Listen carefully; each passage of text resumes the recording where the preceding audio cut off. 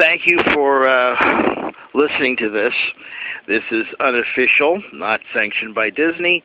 This is basically my own personal feelings about the episode that has just been broadcast on the East Coast,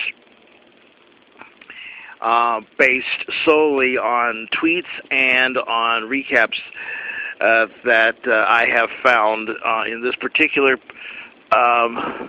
point. These are recaps that were found on, of all places, the Wall Street Journal. Remember when the Wall Street Journal was nothing but financial news? Basically, it still could be in terms of this, because once upon a time, the only thing right now for ABC that's working. It is episode 6 of season 2. It was called Crocodile. Missing in action tonight, and by the way, please disregard the noise in the background. I am doing this at a bus stop. I know, too much information. Missing in action tonight were a whole lot of people. Henry was not there. Neither was Emma, Snow, Regina, or Henry, or Mulan, or Aurora. I guess they're all watching the football game while the men folks are doing business. It was the basics of this were the introduction of Captain Hook, who is now going to be a regular on the program, and how he lost that left hand. Basically, it was because Rumpelstiltskin's wife ran off with the pirate. I'm going to save you a lot of trouble. Rumpelstiltskin's wife ran off with the pilot, and there was lots of, whatever and stuff like that. Rumpelstiltskin's wife wasn't exactly happy because he didn't fight in the Ogre Wars. He's, one of those, I'm a lover, not a fighter types. And she,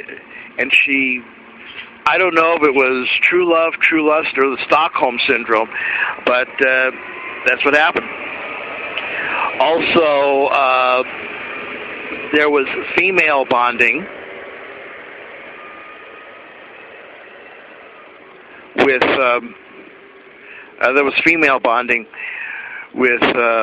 Belle and Ruby.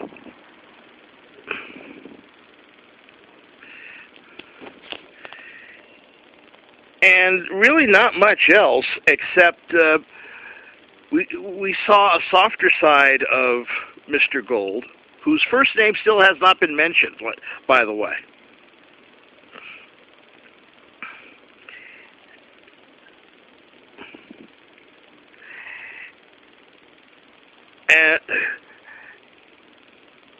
And this is what I want to talk about in the short time I have. There are two things that maybe you could talk about amongst yourselves, themes that have been running through this program, and I believe will continue to run through the bulk of the series. One is there are really no true villains or good people. I mean, if you take a look at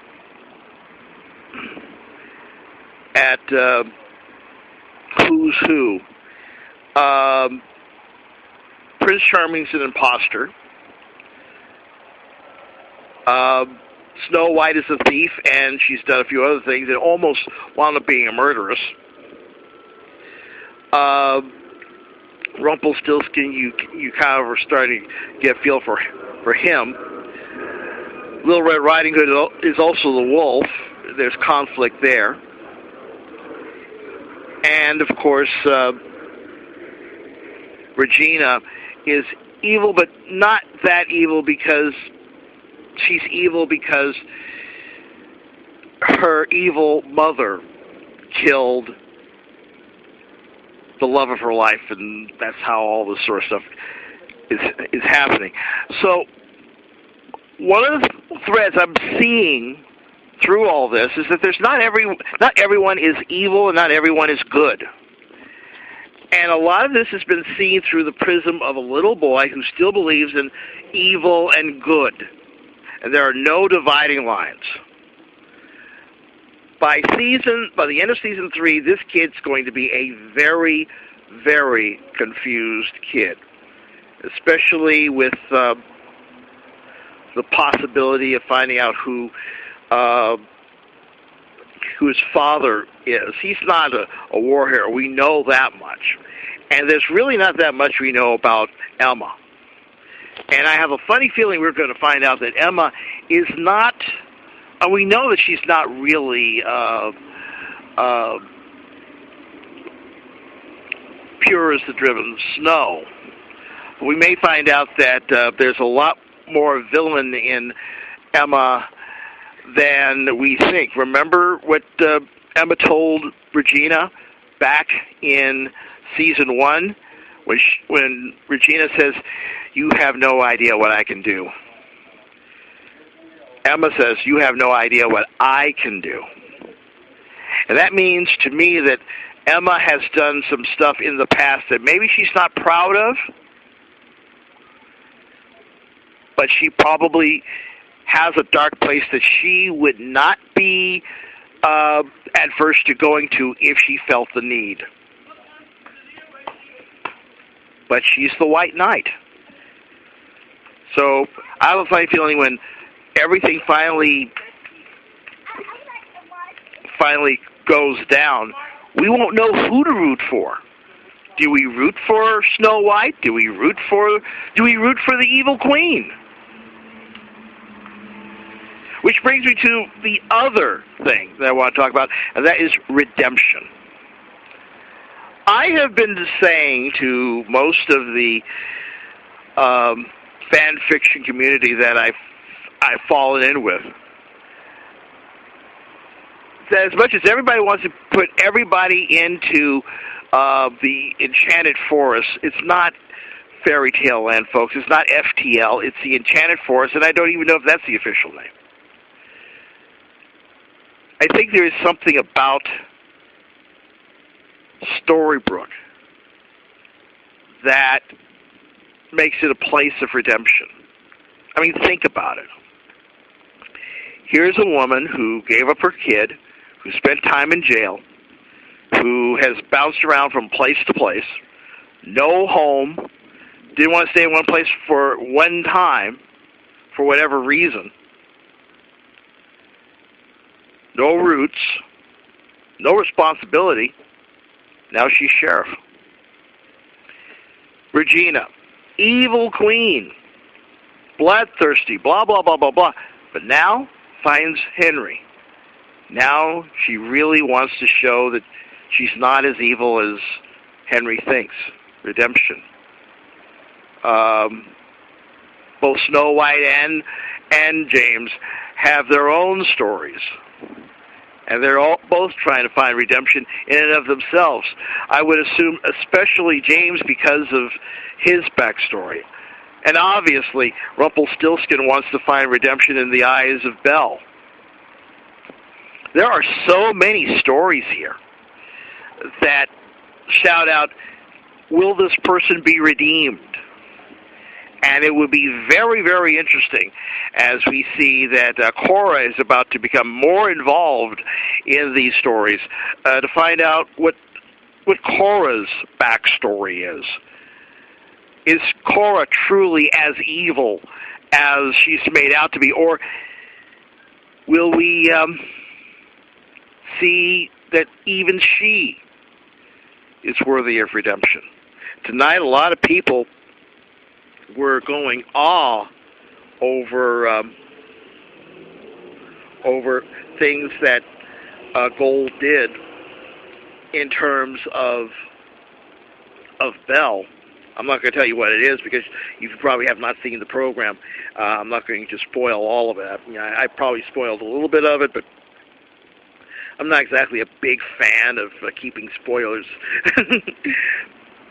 But in respect, I will not say exactly what he did. But it was... There's something about Gold / Rumpelstiltskin that you want to hate him, and then 15 minutes after that you want to just hug him to pieces. And a lot of that is the fine work that Robert Carlyle's doing on this program. Same thing with Lana Parrilla, who I am in deep love with. I'm in love with everybody on that program. Up to and including Barbara Hershey, who I remember as the older sister at a show called The Monroes way back in 1960-something. She was this fresh, scrubbed young lady, and then she did Boxcar Bertha. So much for fresh scrubbed. But like I said, I am enjoying all of the acting on this program. And I know if you've been following our Tumblr, we've not been putting up stuff as often as we have been. That will be rectified this week. We are working on some Chapter 20 of our fanfic, Ever After. I just have to jiggle things that my co-author has written with the direction I want this thing to go.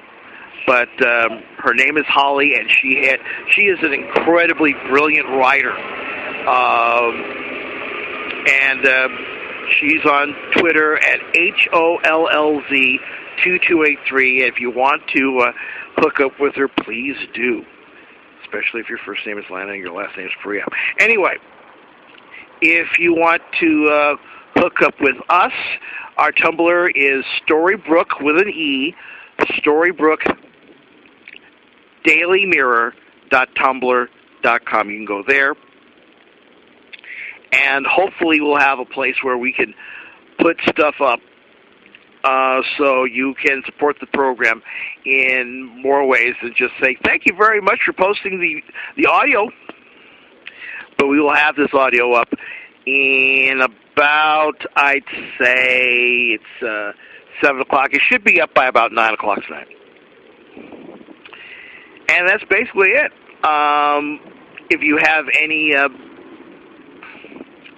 If you have any comments on this, please leave them on the Tumblr page, and we will answer them as quickly as possible. And hopefully I will have the recap for tonight's program, the show, link to the full episode, definitely on Monday, and all sorts of stuff. Thank you very much for listening and hanging with me and being patient, and I will talk to you soon. Bye-bye.